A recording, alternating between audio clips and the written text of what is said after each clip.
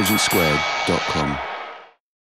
All right, well, last but by no means least, our second speaker against the motion is Mani Shankar Aiyar, because how could you possibly have this debate without an Indian politician taking part? Former Indian diplomat, minister, and member of the Indian National Congress, as well as a very distinguished political columnist. Mani, your chance to speak. Thank you very much. Mr. French is, of course, not French, and even so, his argument is not sincere. For he arrives here and tells us that the Indian democracy is a fatal weakness of the structure of that state. He tells us that it is a non-functional state. But might I remind him that at page 105 of his latest book, India, he describes Indian democracy as, quote, a self-balancing ecosystem. If I go back one book, and at the moment it's he wrote a book called Tibet, Tibet, in which he says, Tibet is ruled not by terror, but by the absence of freedom. The one thing that you don't lack in India is freedom. Then his first book, he says he's inspired. In fact, I think he's named because of that after Patrick Henry. He's inspired by the slogan, give me liberty or give me death. And then he fetches up before you and says he'd rather have death than to have liberty. I think we should put this kind of hypocrisy in its proper perspective. And to do so, I will draw from my own life. When I was in the Indian Foreign Service, I served for 1 year under the dictatorship of Ho Chi Minh. I then had 2 years under the dictatorship of Saddam Hussein. And finally, I had 3 years under the dictatorship of Zia-ul Haq. It's made me a Democrat for life.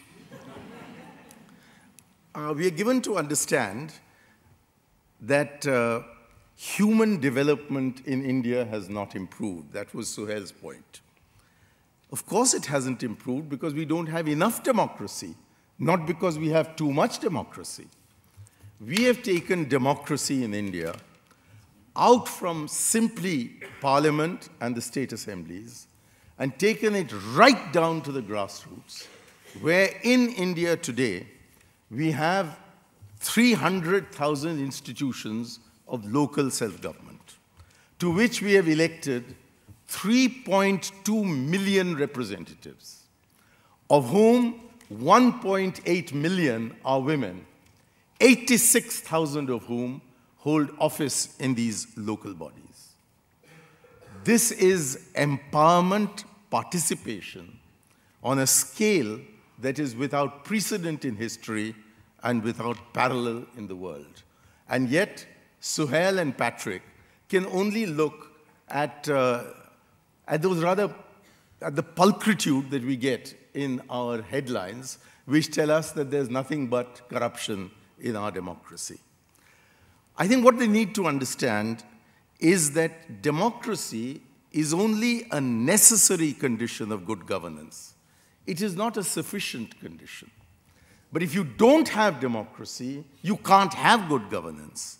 For all examples we have of non-democratic countries are countries in which corruption, as in a democracy, is often much larger. Nepotism, as in a democracy, is much more acute. And undesirables being in power. I can't think of anybody more undesirable than Adolf Hitler or Joseph Stalin. It's added to oppression, to discrimination, and inescapability. Why, even in the houses in Westminster, we have the interesting spectacle of democracy being turned into murdocracy. So I don't think there's any democracy that's not flawed. But every dictatorship is flawed. And therefore, instead of twisting the subject before us, which is whether democracy is our Achilles heel, into saying that our democracy is flawed, I know of no democracy that's not flawed. But I also know of no alternative system that is not even more flawed. So the point is the one that is before us. Is democracy crippling us, or is democracy enabling us to survive? Let me begin and look at this in the perspective of a politician, one who has to stand for elections. It's the most risk-prone job that we have in India. There's a word which exists in the English language, but which is rarely to be seen in the Times of London, and is to be seen all the time in the Indian newspapers. It's anti-incumbency. The punishment that is accorded to politicians is for 2/3 of all MPs to be defeated at the subsequent election. There is no doubt at all that punishment is meted out by the people to its rulers in our country. And that therefore, if you are not very, very careful, the chances are that if you dissatisfy those who've elected you, they're going to have the great joy of kicking you out once again. And it is this that keeps what Patrick in his wiser moments described as the self-balancing ecosystem of our society. He has put all his emphasis, on criminalization in Indian politics. But where did he meet the criminal? By his own confession, in jail. If criminals are not being chased into jail, how did he meet Mukhtar Ansari in jail? And yes, there are these people who got charges against them. Many of them are very controversial persons against whom their opponents seek to file false cases. We have many, many people in our politics who are charged with crime from of a very minor nature to a very, very, very serious nature. And yet, does their being in Parliament or does their being in the Assembly stop them from being taken into courts? Stop them from being put into jail? As of this minute, we've got half a dozen of the most prominent politicians in India, people on whom the government depends, who are sitting in the Tihar jail, charged with serious crimes. And they're not able to come out because our courts, in this self-balancing ecosystem, ensures that even if the people have made the mistake of electing a wrong man to Parliament, the courts are there to ensure that he should go where he deserves to go, which is the jail. I think we ought to also recognize that... He's a parliamentarian from India. Okay, Mani. I think we also need to recognize that it is only in a democracy that politicians are denigrated. It's only in dictatorships that you have the kind of adulation that people like Hitler and Stalin received. So I'm delighted that Suhail Seth is able to get up and make abusive remarks about me in London because he'll survive when he gets back to Delhi. Had he been a Chinese, then we would have loved to see him swinging slowly, slowly in the wind.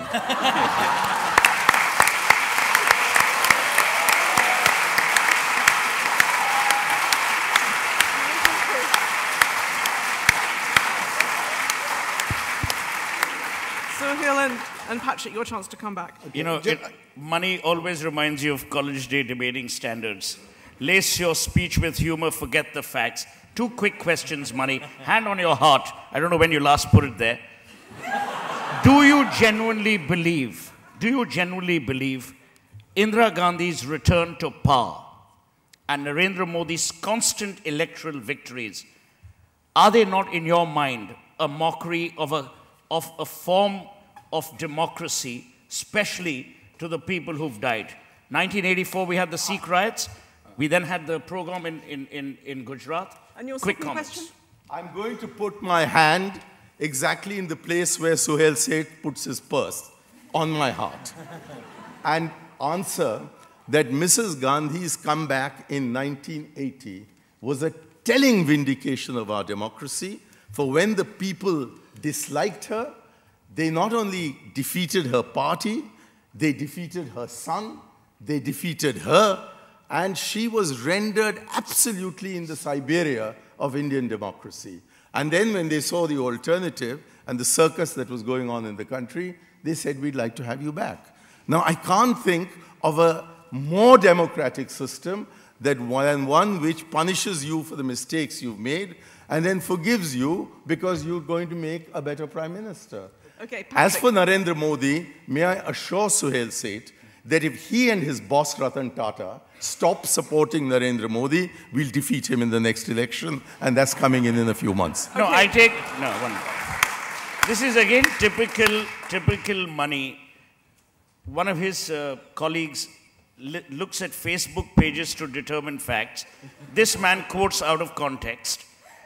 Every party and every industrialist has commented on Narendra Modi's form of transformational governance qua industry. I'm making a larger point, Mani, on which I want your response. Do you believe it is essential to welcome murderers as form of democrats only because you have jails to send them to? Would you much rather not have a system where they don't come into politics in the first place? I don't think the Indian capitalists whom you serve should be praising these murderers. I have, for the last 10 years, been condemning this murderer, saying that no one should vote for him. But he is getting the support of a class which you referred to, which is attempting to capture our democracy. They may win once, they may win twice, but we, the people of India, will defeat them the third time. Okay. He's already won thrice. Okay.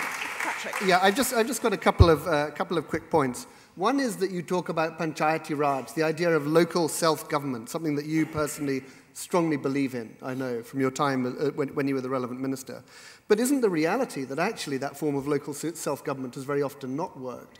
In the largest state in India, UP, at the moment, you need to pay about 5 million rupees in order to become a block president. There are numerous examples in Lucknow of prostitutes and liquor being supplied to candidates by other parties. There are numerous cases in Ghaziabad of people being kidnapped. And in the words of Omer Anas's recent report, local elections in UP are hijacked by mafia because nothing is bigger than caste and cash. In other words, democracy at that local level is not functioning. And my second point, I'd just like you to quickly answer, is that you gave an interview to Reuters today when you said that the minute the Gandhi family is no longer in Congress, the party will begin to fall apart. Wouldn't it be easier to just change the Republic of India to the Monarchy of India? You can have Queen Sonia, you can have a Crown Prince. That would solve your problems. You wouldn't have to worry about elections.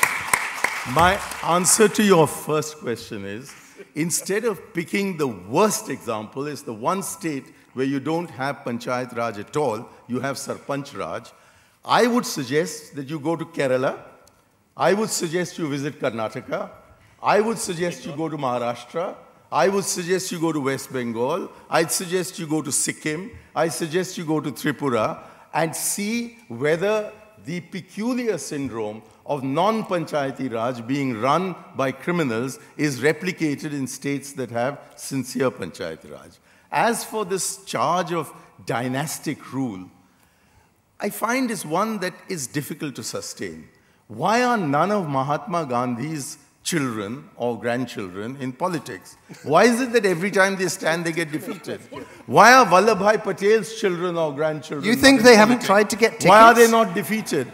In the case of the Gandhi family, they may get appointed by us because we'd like to have them, and that's our democratic right. But then they have to first get themselves validated within the party. No, then they have to get them. No, then they have to. Do you think it's acceptable that 9 out of 10 of your younger MPs are hereditary? We'll first finish with the Gandhis and then come to the others. You can never finish with the Gandhis. You can't finish with the Gandhis. We'll first finish with the Gandhis in this discussion. We will, in the case of the Gandhis, apart from Jawaharlal Nehru, there is no one who has not been defeated at the polls. Insofar as Nehru was concerned, he was defeated within the party and then he had to come back.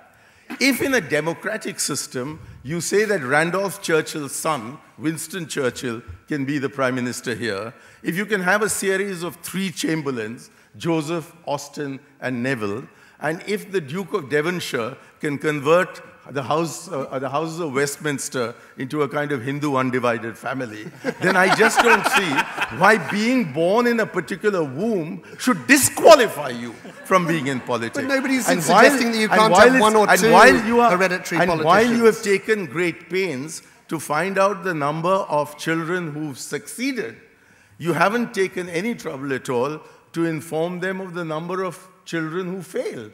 There are many, many sons and daughters of politicians who get defeated at the polls. There are some who win. And the fact is that only 30 of those who are in the Lok Sabha have come in because of their parents. The remaining 512 have come in of their own accord. I don't know what is the point you're attempting to make. Okay, thank you very much. Well, your statistics are wrong.